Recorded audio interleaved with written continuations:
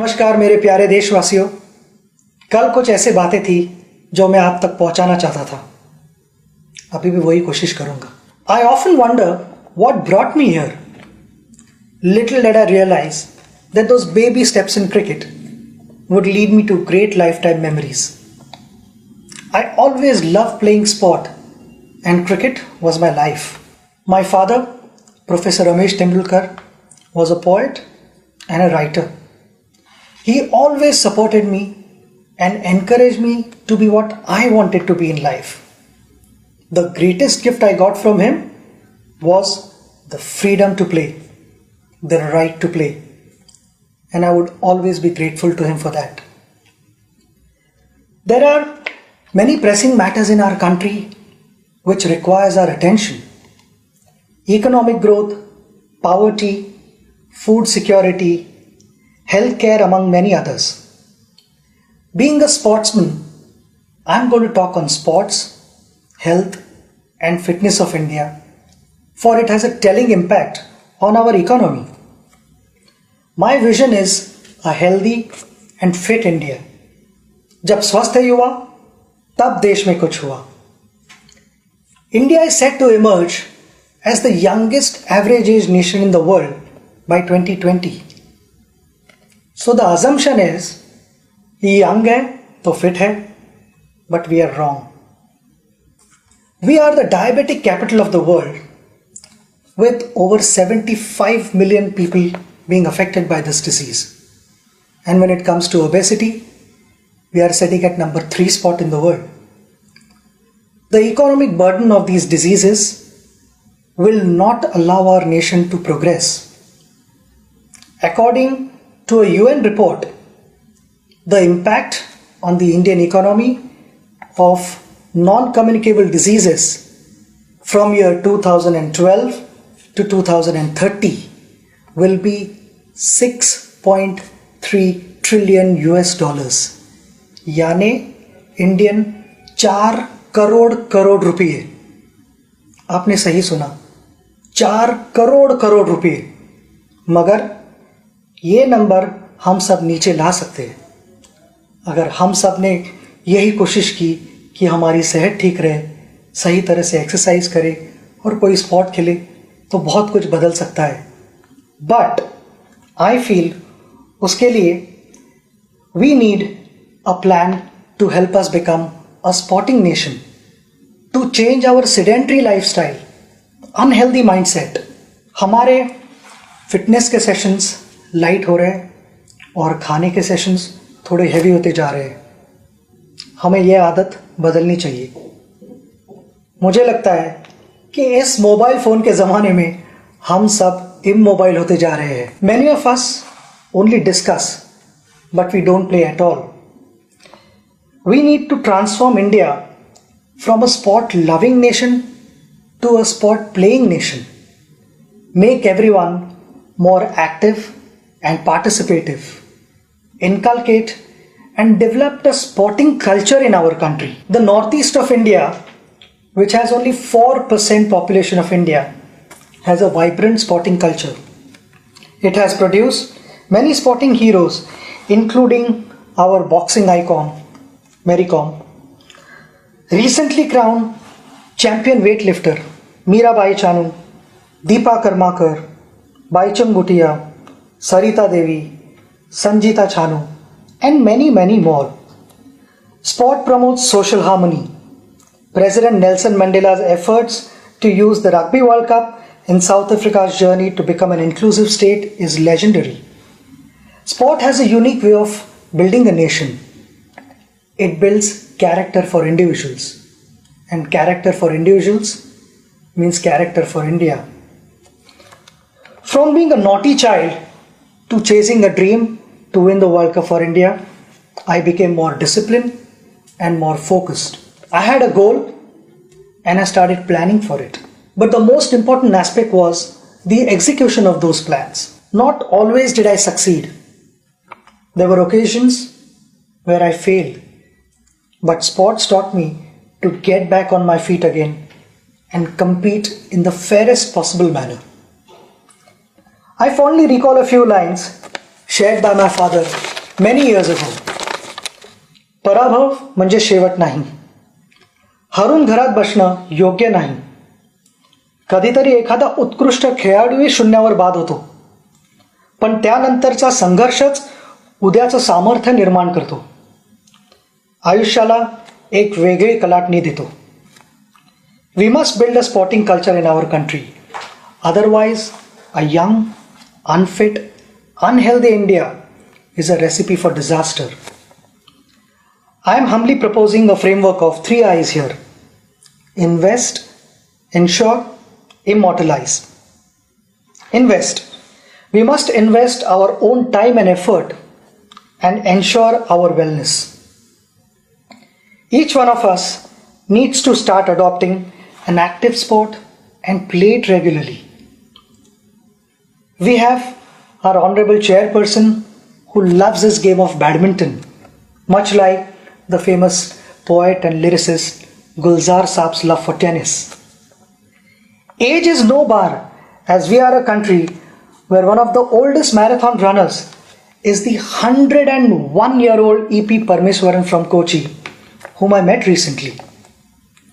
Our citizens and school children should have access to more sports infrastructure. Open spaces and playgrounds should be retained.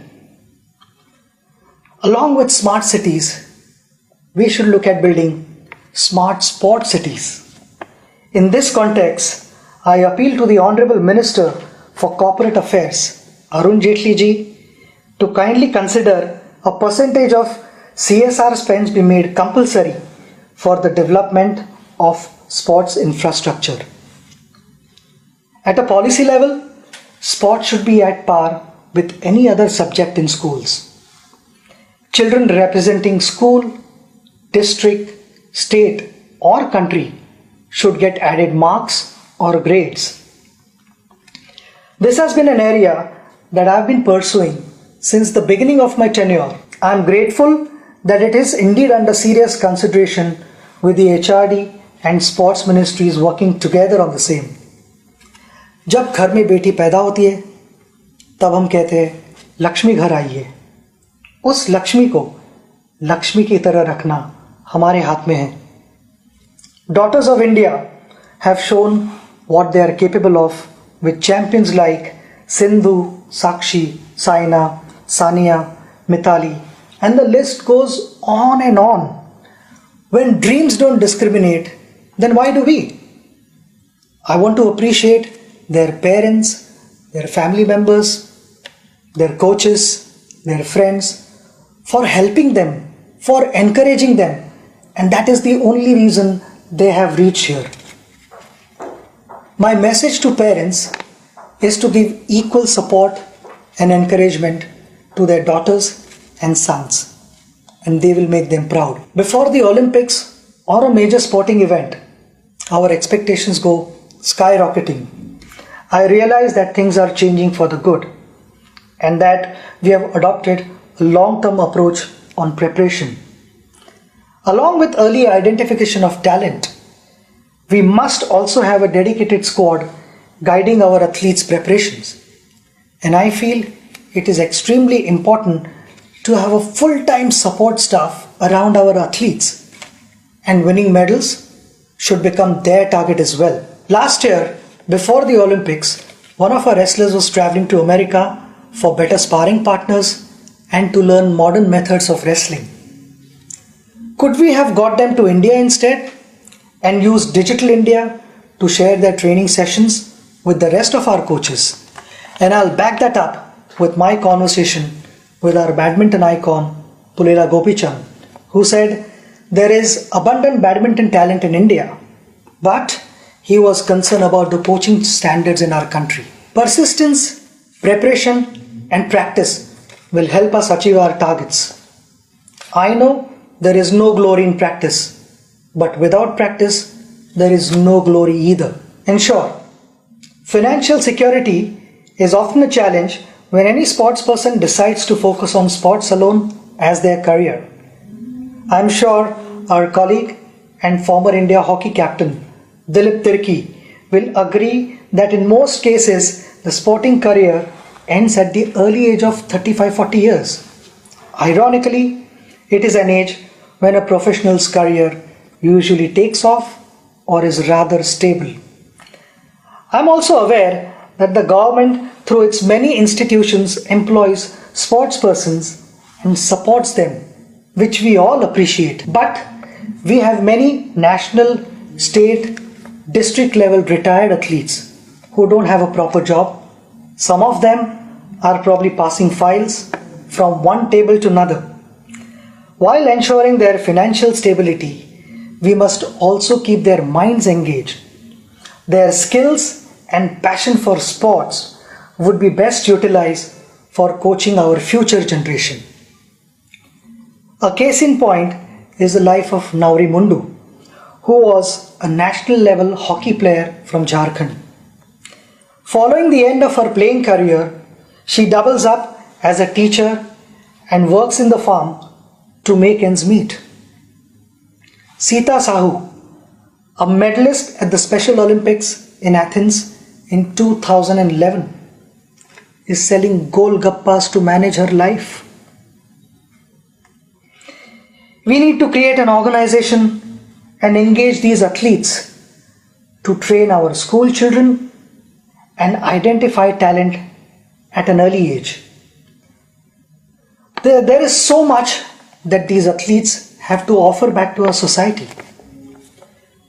It is also imperative to have health insurance for all our national level athletes. The struggles faced by our hockey great Mohammad Shahid in his last days reiterates the need to prevent such unfortunate situations. The life of Shamsher Khan is another reminder of how we have failed our national heroes. The champion swimmer represented India in the 1956 Melbourne Summer Olympics.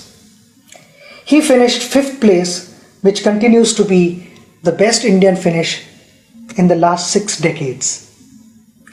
He developed hearing and heart problems, and due to financial constraints, continued to live with these problems till his death.